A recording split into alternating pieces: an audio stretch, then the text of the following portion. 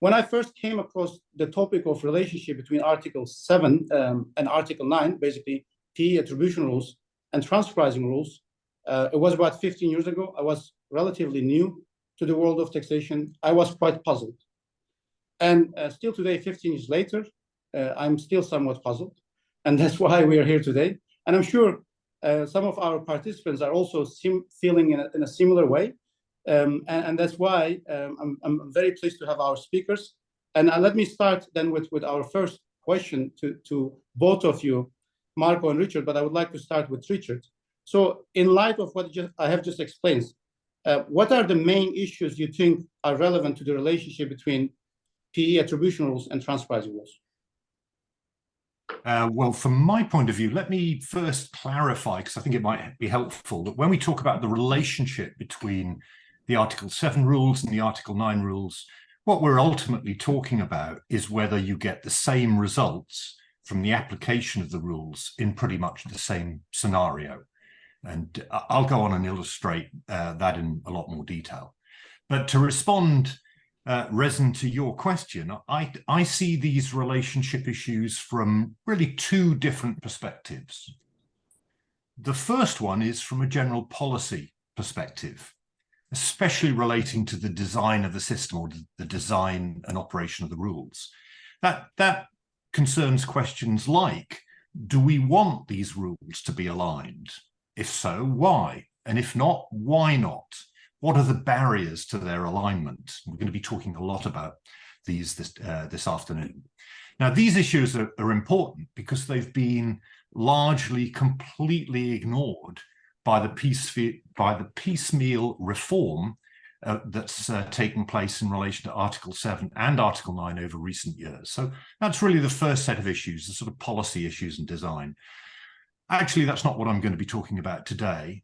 I'm going to be talking today about the second area of focus for me, which is the practical interaction of these rules. How do they actually operate in practice? And where we have to answer, we must answer questions about their interaction. Now, I have a slide to illustrate that point.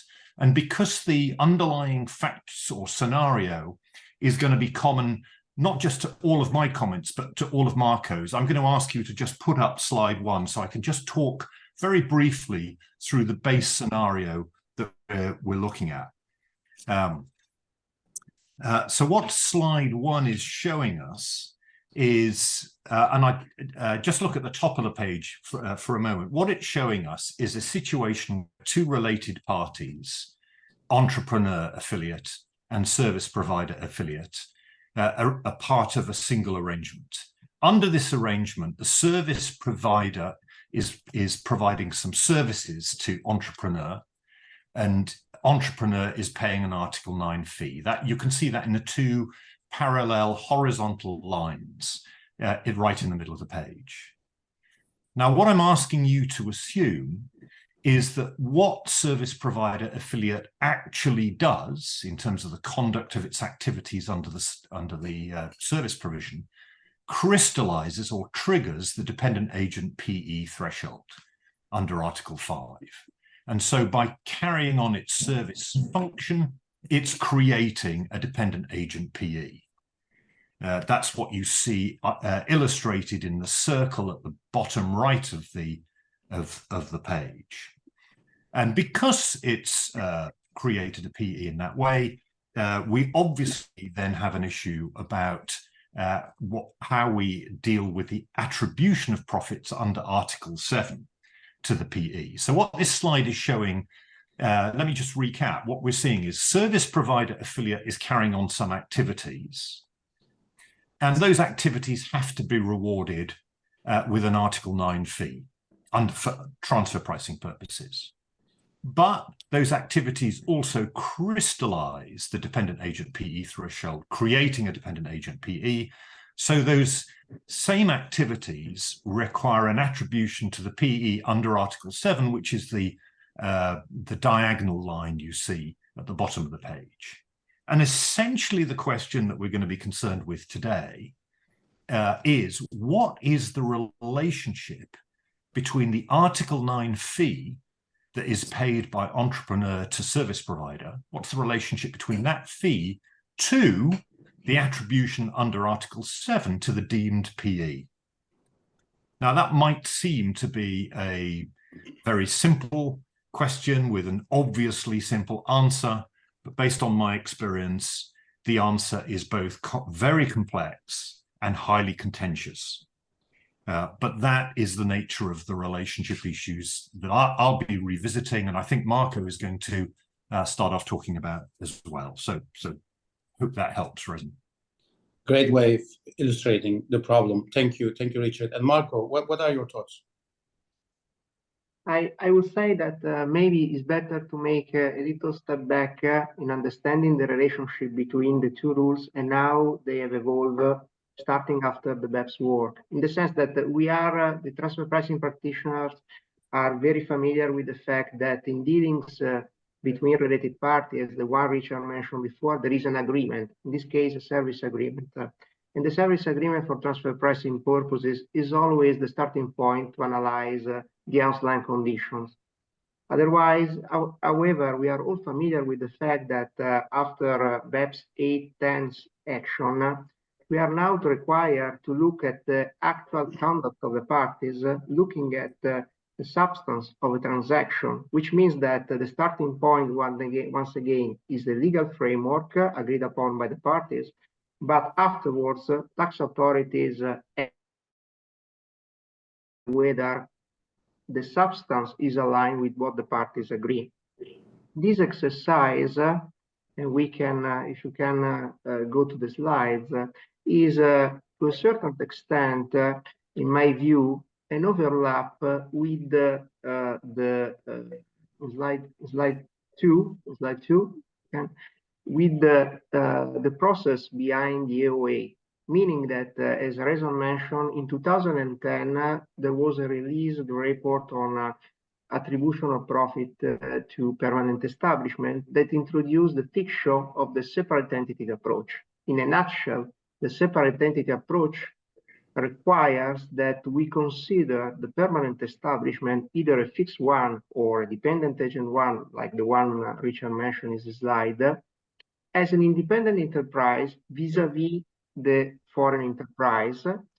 This fiction is just for tax purposes, for the purpose also to apply by analogy the transfer pricing guidelines. And this application by analogy nowadays triggers some issue of consistency also vis-a-vis the current approach to transfer pricing analysis, because as we will see in the next slides, there is undoubtedly an overlap between the substance factual analysis required to hypothesize the permanent establishment as an independent enterprise vis-a-vis the foreign enterprise, and the new approach transfer pricing analysis that is based, as Rezan mentioned at the beginning, on a rigid risk analysis.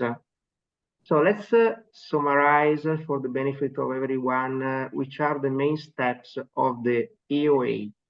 First of all, the step one, that is the most difficult one to be made in practice, is to create the permanent establishment as independent enterprise from the foreign enterprise, meaning that first of all, we have to identify within the enterprise the significant people functions, meaning the people within the enterprise that perform relevant activities pertaining to, first of all, the assumption of risks, the attribution of assets, and at the end, the capital attribution that are the capital needed to support the asset and the relevant risk. This fiction, consequently, is based really on a factor analysis where I have to identify within the overall people the significant people that are undertaking this kind of risk. What does it mean, significant people function? What does it mean undertaking, assuming a risk? According to the OECD, assuming a risk means the capability to manage this risk in the context of the authorized approach. We will see afterwards that these resemble a concept that is developed by the OECD guidelines in the context of control over risk, for transfer pricing analysis. So today we are analyzing how the two set of rules may combine or may overlap and whether there is an issue of consistency.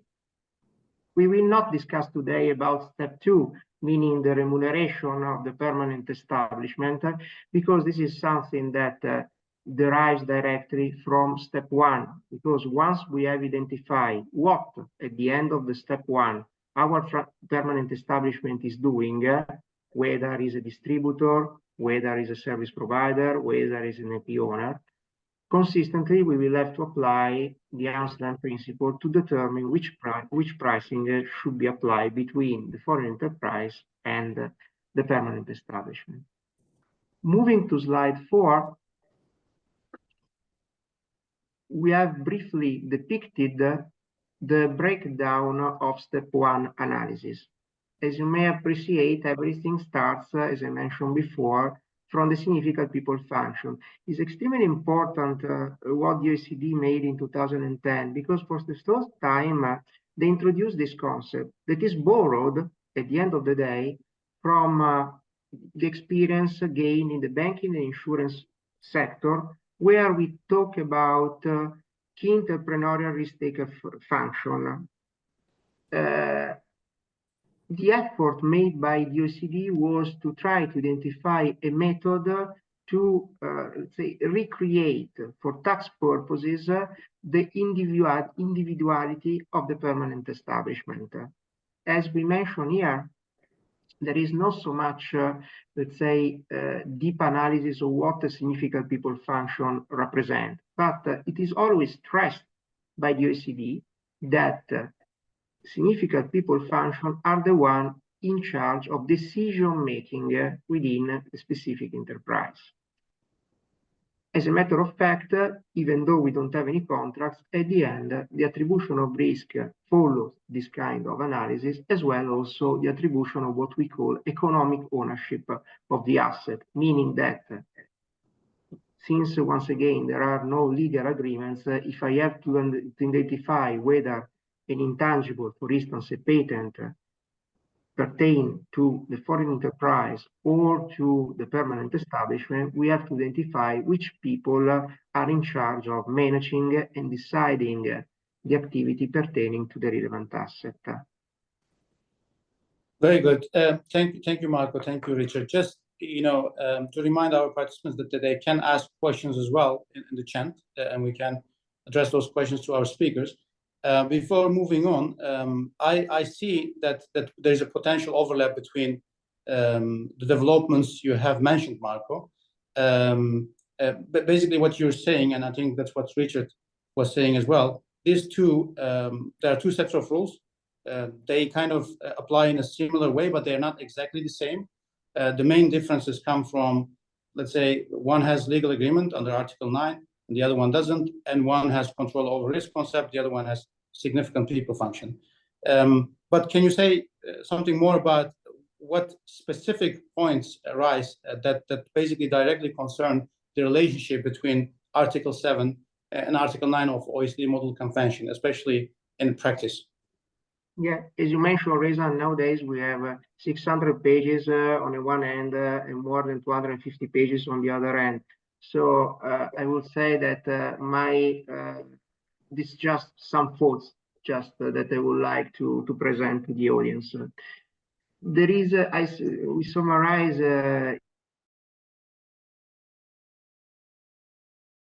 areas of overlap between the two concepts. On the left side of the slide, there are the significant people function analysis relevant for attribution of risk asset, first of all. On the right side, there are the concept developed by the action 8 and 10 and now contained in OECD guidelines concerning functional analysis pertaining to identification who is in control for transfer pricing purposes of the risk and who is managing the relevant function pertaining to the intangibles. I would like to step a minute on these two concepts to make my speech more understandable for the audience. Looking at the evolution of transfer pricing, the BEPS wanted to apply a holistic approach to counter international tax planning and specifically avoiding profit shifting. Which was, for transfer pricing purposes, one of the main area where they could counter profit shifting, is to see how risk is properly allocated within the group, because as we all know, risk is linked to function, and also risk, let's say, deserve a return. The entity that is bearing a risk should deserve a return from this risk. To the extent that I can manipulate the transfer of risk within the group, I can easily transfer profit within the group.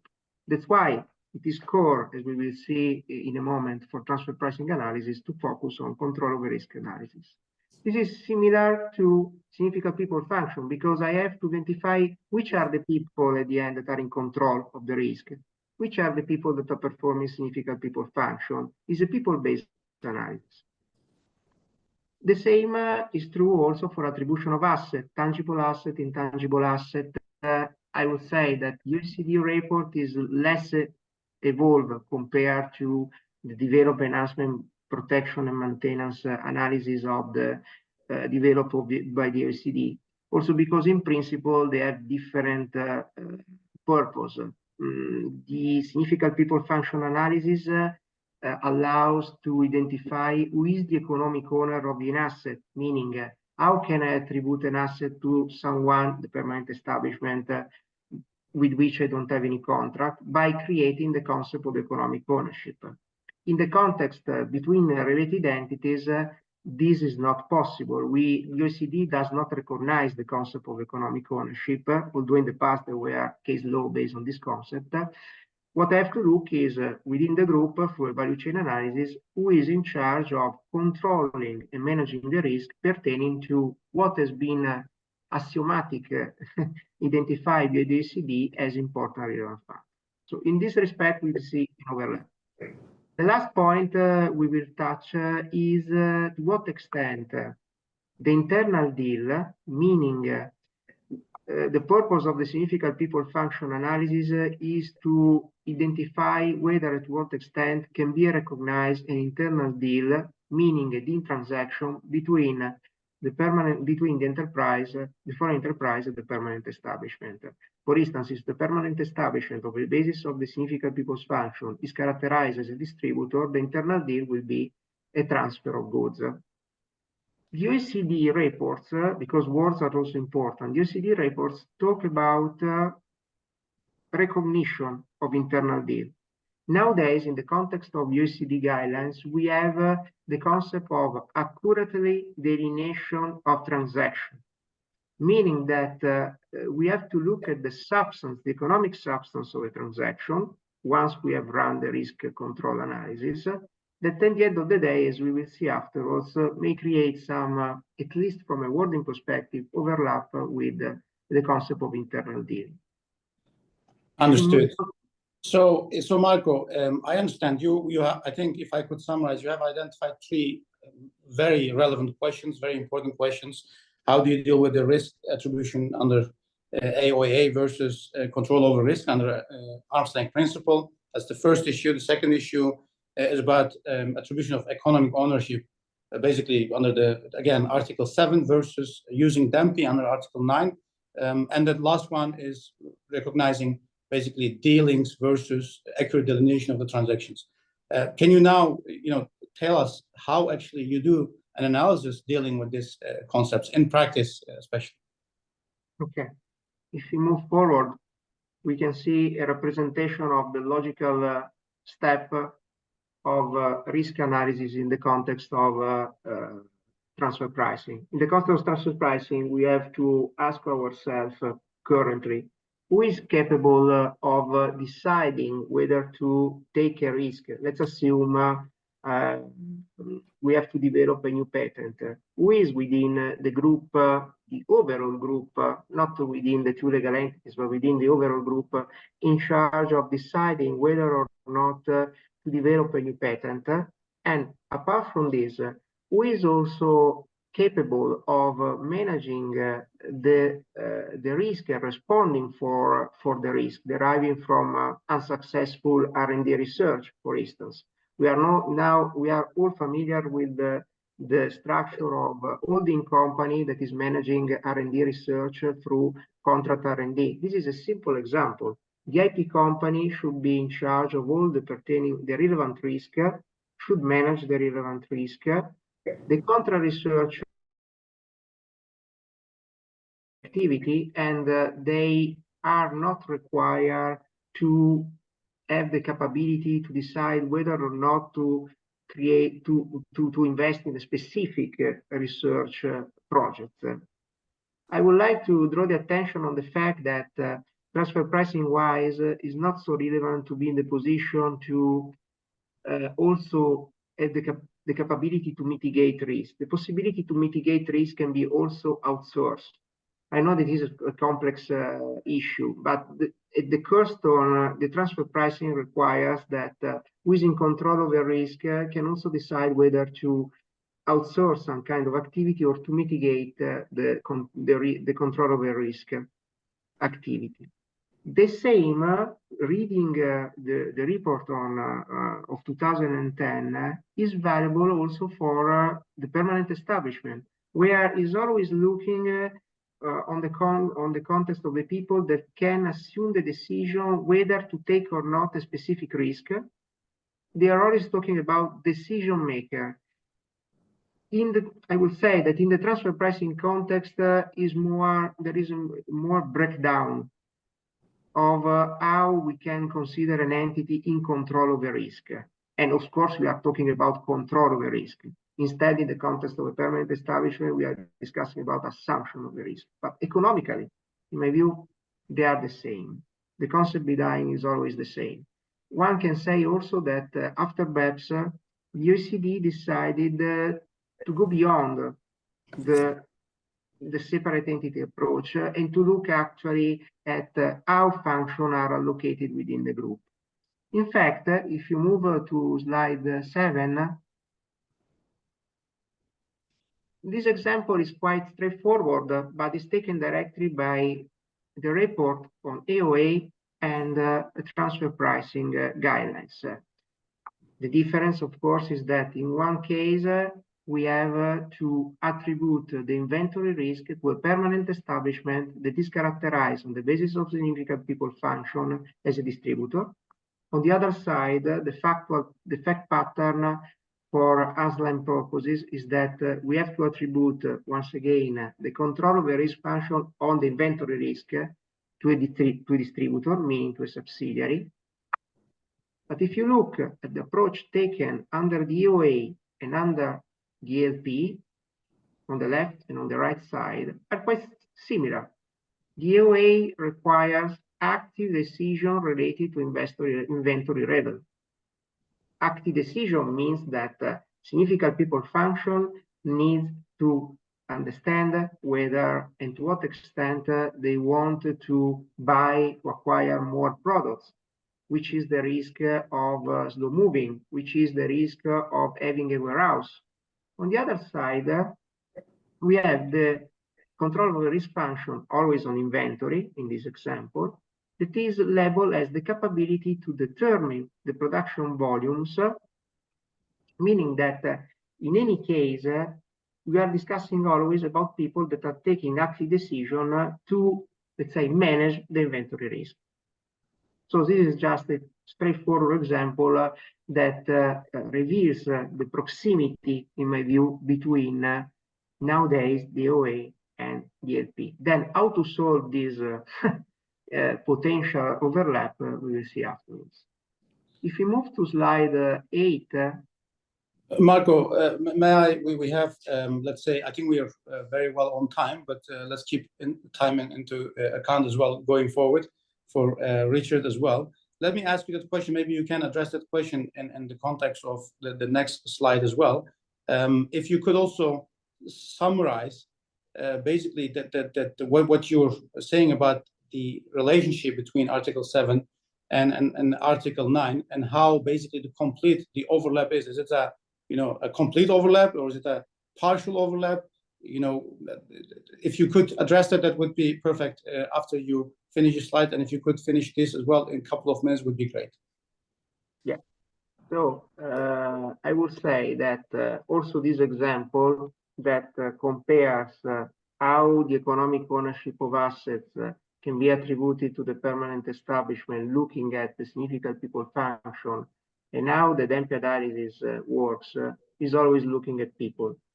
So in my view, to the extent that under the step 1 of the AOA, we are looking at people function, we are more or less anticipated in 2010 what has been developed afterwards in 2018 by the OECD in the context of the LP. Of course, there is no perfect overlapping, but there is still room to verify whether the two sets of rules should be interpreted consistently. Because the risk nowadays, as Richard mentioned at the beginning, is that some tax authority may take the position that there are two different sets of rules with two different sets of principles, but it's not the case anymore. And we should find a way to create a consistent approach to them.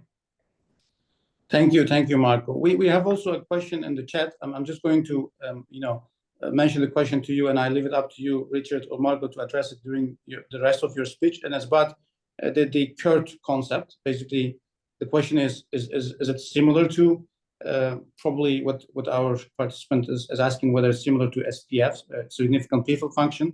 CURT refers to key entrepreneurial risk-taking functions. And significant people function is another concept that is used. I leave that up to you to address, but before, let's say, continuing, it seems like we come to a very odd conclusion that we have two sets of rules that are expressed basically in different terms, with different terms, but broadly ending up with similar outcome, achieving similar objectives, using different concepts like significant people function or control over risk functions. It seems that this is basically bound to generate difficulties about their precise interaction. I'm wondering how, Richard, we got into this ridiculous situation. And you said at the beginning of your presentation that there have been some big shifts in the way the rules interact. Does this explain the situation we are in with these rules, or is there a different reason? Yeah, I think it does explain the situation. Let me just respond to the question that was raised about CURTs. For the purposes of today, we should assume that the key entrepreneurial risk-taking functions are the same as significant people functions or SPFs. There are some differences, technical differences, but they're not relevant to the discussion today. So that hopefully answers that question. If we turn to the question you just asked me, you're really asking me how have we got into this situation where we have two sets of apparently similar rules which have a similar effect, kind of, as Marco's explained, but a different framing. How have we got into that situation? Well, I think the answer is because of the way that the rules have been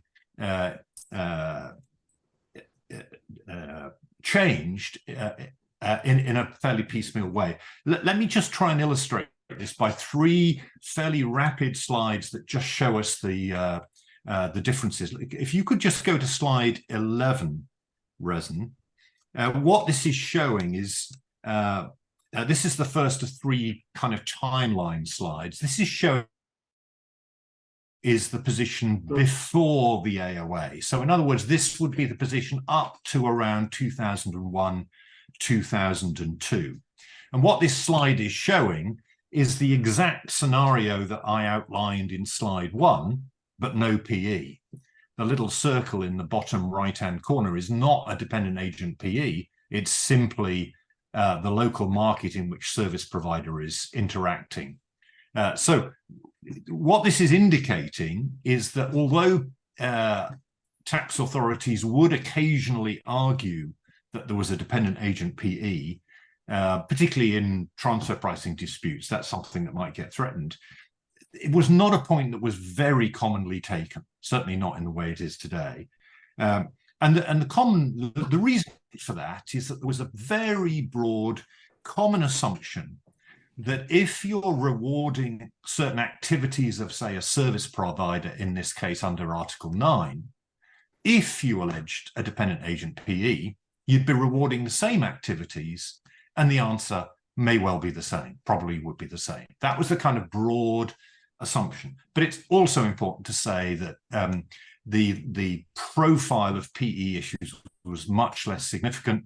PEs tended to be something that were only relevant or mainly relevant to industries that actually used branches like banking and so on. So basically, this is the pre-AOA position where we see not a great deal of interest in the relationship between Article 9 and Article 7. Now, all of that changed with the AOA, and the AOA was concerned with how you attribute profits to the PE. So let me explain why that changed everything. Now, my next slide, slide 12, does a little bit of a recap of what Marco has dealt with in his slides 3 and 4.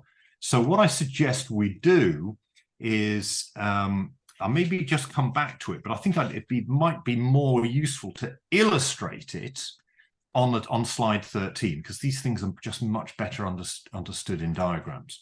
What slide 13, remember, what I'm trying to illustrate here is the impact of the AOA. And so we've got the same scenario. So how did that change with the AOA? Well, the critical point is that with the AOA, if we look at what, sorry, let me start off with this. If we look at what services that we are trying to reward under Article 9, it's the activities in service provider. So in this situation, the Article 9 fee is designed to reward those activities in the service provider. When we compare that with Article 7, we find the same. Article 7 will certainly want to reward the activities in the dependent agent PE. But as Marco has explained, those activities are also doing a second job. And it's the location of the SPF activities that determines the location of assets, risks, and indirectly capital. And that's under the SPF test, step 1, and step 1 particularly of the AOA approach he's explained. So what I'm trying to explain, if you look at the text at the bottom middle of this slide, what it's trying to say is that the attribution under Article 7 is that the return is based in part on the functions performed, which is exactly the same as the Article 9 return, but also exclusively to Article 7, we might be allocating assets, risk, or capital to the PE in a way that we do not do under Article 9. So that the big change that was created by the AOA project is that under the way it worked, functional activities were given a second role. In other words, their first role was basically something that you did and got a reward for under the ALP, but the second role was a kind of sourcing function. We would use the location of activities to be the location where you might locate assets and risks for the purposes of the Article 7 approach. Now, that's what the AOA did, but what the PE report did, the early versions of the PE report, they did two things that massively increased the relevance of this development. And this was in sections in part 1 of the PE report and part 3 of the PE report. What they did is, firstly, they drew attention to the differences in analysis. In other words, they drew attention to the point that under Article 9, you reward activities. Under Article 7, you reward activities in the same way, but you also use activities to locate assets and risks. And therefore, Article 7 might lead to a movement, if you like, of activities, risks, assets, risks, and capital from state A to state B, from the entrepreneur head office to the dependent agent of the entrepreneur in state B. So that's the first thing they did, is they drew attention to this whole change in analysis. And the second thing they did is advised against what they call the one taxpayer approach. Under the one taxpayer approach, you would simply do an Article 9 exercise. What the PE report said is that because there may be a difference, because there may be more profit in the Article 7 analysis under the AOA, you should always have a two taxpayer approach. The two taxpayers being service provider affiliates return as a company and the return of the dependent agent PE as an affiliate in state B. So what we can see is going on here. If I can just under the transfer pricing analysis here, assets don't move broadly. Assets don't move because they are located in the entrepreneur affiliate. So for Article 9 purposes, assets, risks, capital does not move. But under Article 7, the PE analysis, it might move under the SPF or CURT analysis. What that must mean is that the return in the PE could be greater than the transfer pricing return. And so this was a really significant shift in the balance between Article 7 and Article 9. Previously, there'd been consideration that they might achieve the same result. With the AOA, there was a consideration that they would not achieve the same result. And guess what happened?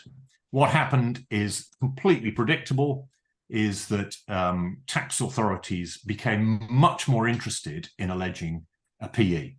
And the reason they became more interested in alleging a PE is obviously because they thought there may be an upside in it. There may be more profits to tax because of the, effectively, as well as taxing the activities in the dependent agent PE, you're also taxing the return from assets, risk, and capital in the PE, potentially.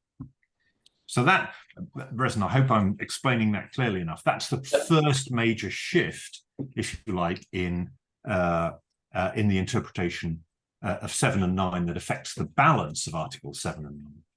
Excellent, excellent. So one thing that came to my mind listening to you is, while you explained it very well, I must say, and now it's even clearer for me dealing with basically what you're saying. AOA was introduced, a bigger kind of role was attributed to assets, especially, and that may eventually result in a higher return being allocated to PEs.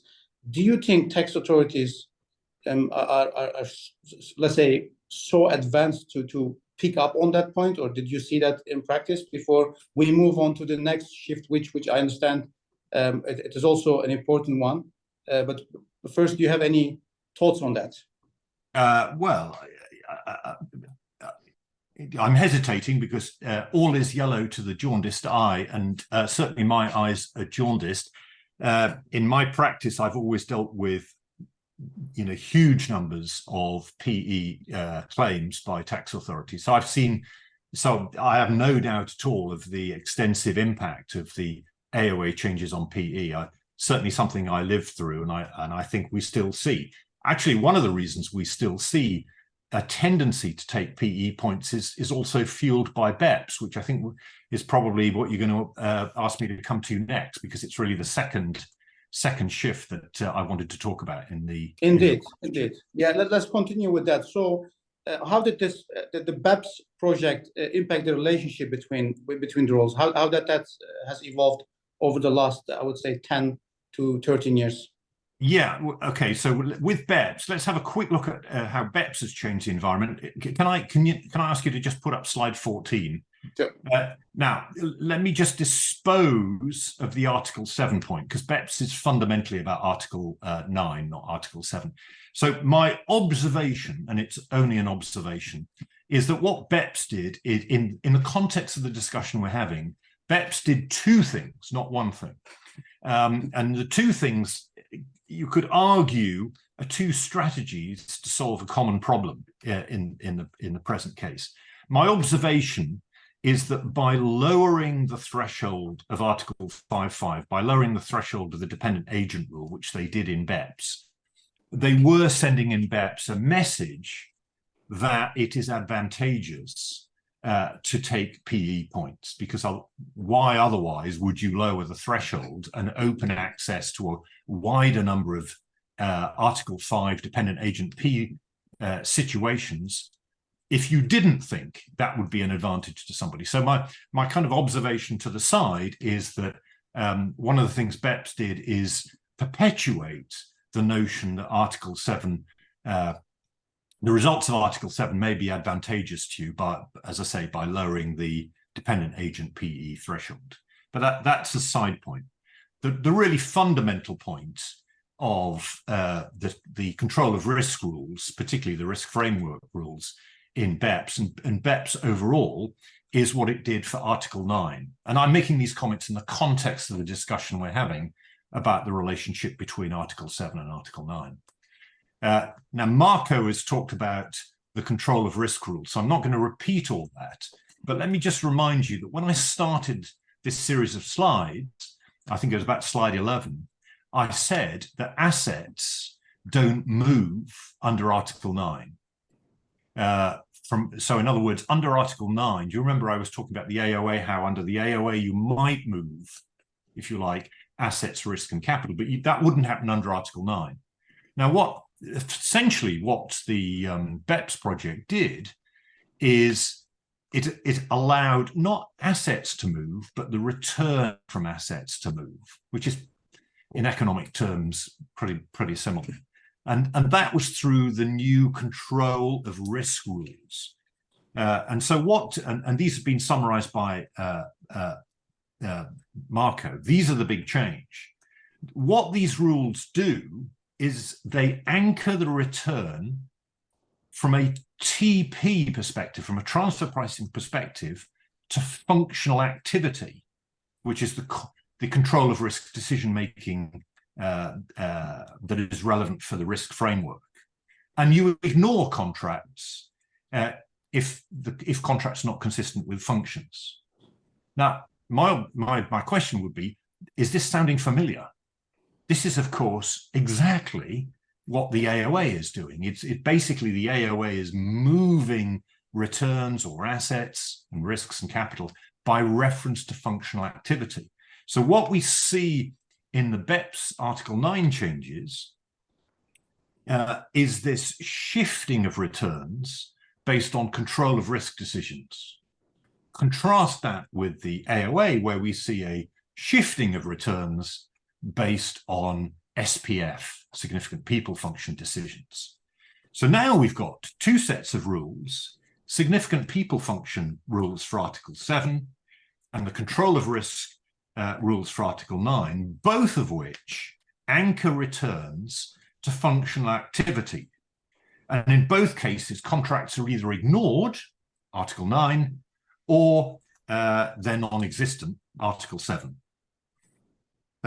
So these are the two big shifts I wanted to talk about, both of which introduce some really complex rules. And Mark has already mentioned that we have 600 pages plus in the transfer pricing guidelines, 250 in the PE report.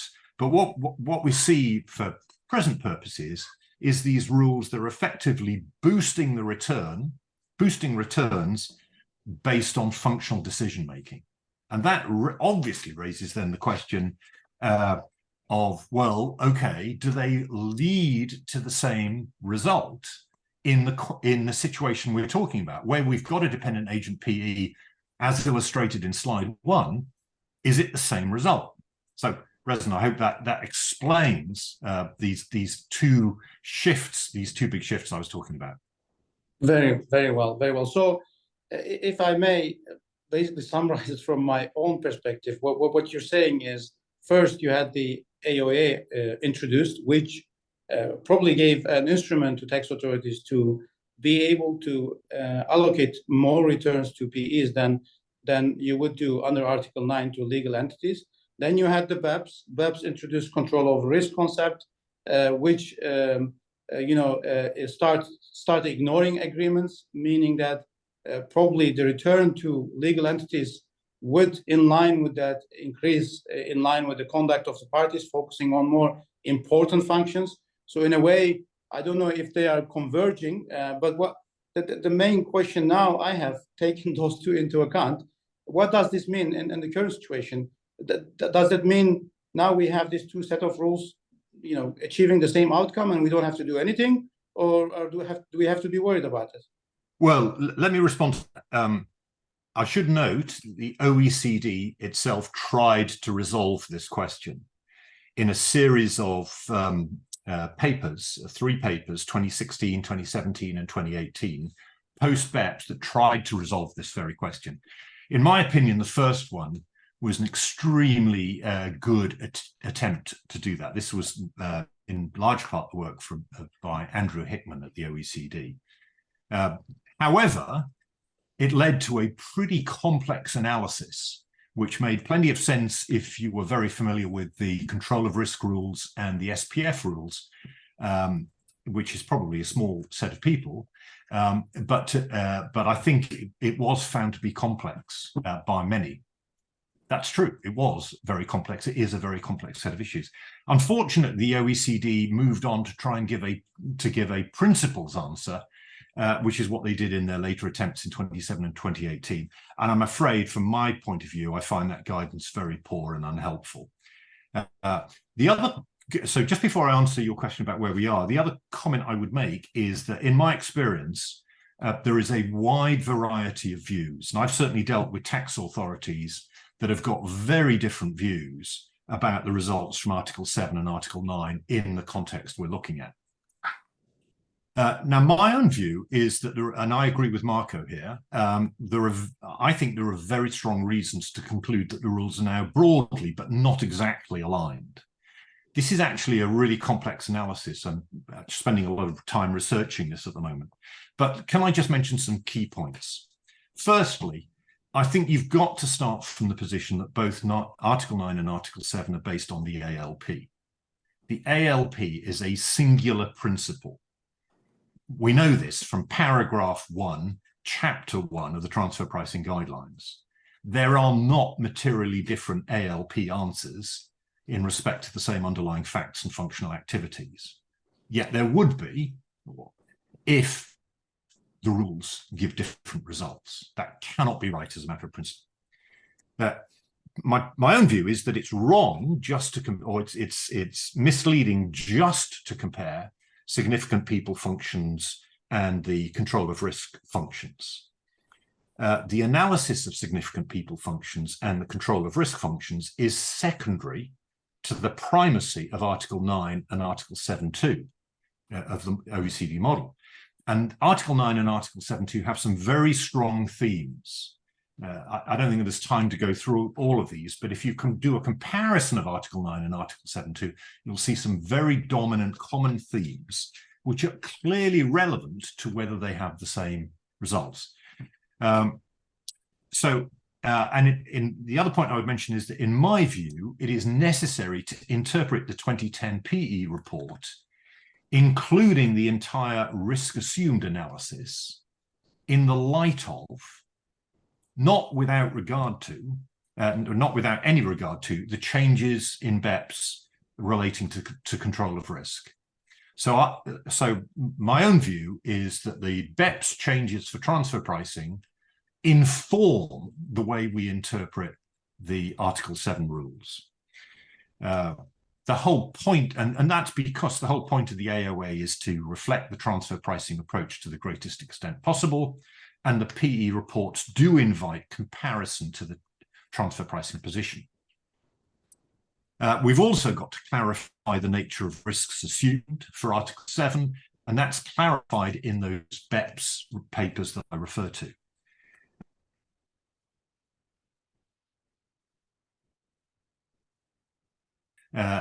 That includes extensive guidance on risk and risk assumption, and it's clearly contemplated, in my view, if you have a careful reading of that material, that it is understood as being relevant to our together to mean that we should expect very similar results from Article 7 post the AOA and post Article 9, with Article 9. So I think, so what I'm saying is, taking all of this together, Article 7 and Article 9 are relatively highly aligned, but they're not exactly the same. And there's two reasons why they're not exactly the same. First, that there are differences from the expression and possible scope or framing of the rules. In other words, we are actually using different tests, or they're expressed to be different tests, significant people functions versus control of risk decisions. And then the other reason is that we do have some special rules for Article 7 or Article 9, which would stop them being aligned. So, for example, we have an assumption of the same credit rating for the PE under Article 7. And in Article 9, we have specific provisions about risk-free returns for what might be called dumb funders under Article 9. So those are rules that don't apply in an Article 7 context, arguably. So overall, and by the way, I should add, my view is that the early OECD work, that's the work done, as I mentioned, by Andrew Hickman, in my view, confirms this position. However, as I've mentioned, my own experience is that that's certainly not widely accepted by all tax authorities. And I've certainly seen arguments that the 2010 PE report is a standalone piece of guidance and gives a quite different answer. And when I say a quite different answer, I mean a completely different answer to the Article 9 analysis. In summary, that's my view, but that's also why I think we're going to continue to see disputes in this area between on the relationship between Article 9 and Article 7, unless we can get round to tidying this up at the OECD, addressing these issues at the OECD. Very good, very good. Thank you, Richard. Just building on that, because I think talking about the differences mainly, in the previous webinar, it was kind of suggested that the rules may be different also on the basis that the Article 7 uses the significant people function rules that are basically intended to refer to more day-to-day activities, operational day-to-day activities, whereas under Article 9, the activities are meant to be more strategic level activities, such as key decision-making by senior people. What do you think of that? I mean, you can both address this question. I'm interested in your view. Yeah, Marco, you go first. In my view, as Richard mentioned before, and as I mentioned before, there is not so much a difference in terms of functionality, in the sense that I don't think personally that the significant people function, meaning significant within a wider context of people, can be considered day-by-day operational activity. I mean, at the end of the day, they are always exercising a control of relevant risk. And the reason is that, as Richard mentioned before, they need to attribute, meaning to, in the end, strip the foreign enterprise from a risk and transfer this risk to the permanent establishment, strip the foreign enterprise from an asset and attribute this to the permanent establishment, which means that in my view, they cannot be considered less relevant than in the context of the control of the risk. Theoretically, the starting point is the same, that as Richard mentioned before, control of risks can have a different wording, a different specification. At the end of the day, the starting point is the same. Yeah, I would agree. I think that, again, you'd need quite a detailed analysis. You could have quite a detailed analysis on this, but I think fundamentally they're doing the same thing. The risk decision, it's the decision making, I think is at a common level. I think there are various points in the transfer pricing guidelines in the 2010 PE report that confirm that. Yeah. So, Richard, you already mentioned that there's no consensus on this topic among, let's say, tax authorities, or at least tax authorities may take a different view than what is intended by the OECD work. There's also a question in the chat that says, how will the tax authorities monitor this? I want to combine it with the question of what is the experience dealing with the tax authorities these days in practice? Anything to say on that? Well, mine's highly variable. I think there are probably tax authorities, except they're broadly aligned. At the other end of the scale, there is, as I've mentioned, a view that the 2010 PE report is a completely static document which introduces very different tests. For enthusiasts, I could put it in these terms, which is those who are familiar with the transfer pricing rules will be familiar with the example 170 in the transfer pricing guidelines.